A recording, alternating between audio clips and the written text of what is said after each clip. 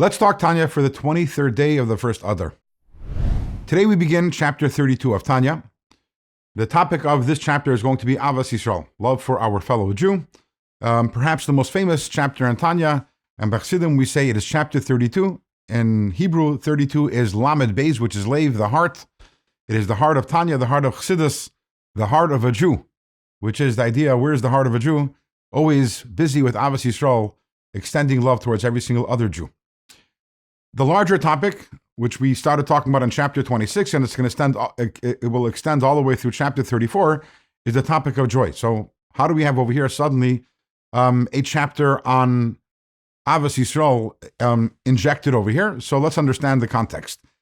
In the chapter of Tanya, which we learned yesterday, in chapter 31 of Tanya, the Alter Rebbe makes the assertion that true joy is a product of identifying with the godly soul. And by the way, just to clarify, we don't even only mean true holy joy, because that's obvious that the animal soul is not going to have holy joy, but true unbridled joy in general is related to and associated with the godly soul, not the animal soul, even though we might think otherwise. We might think that my joy will be a product of my accomplishments and my achievements in life, which are obviously all animal soul agenda items.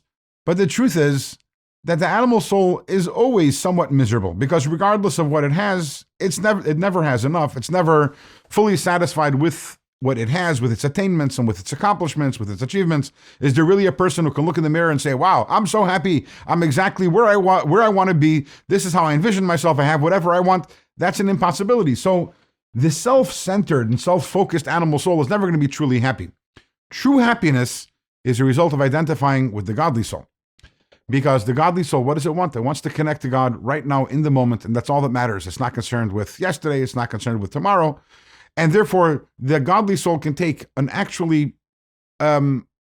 unvarnished pleasure which is not diminished by anything else, simply in the moment in serving God.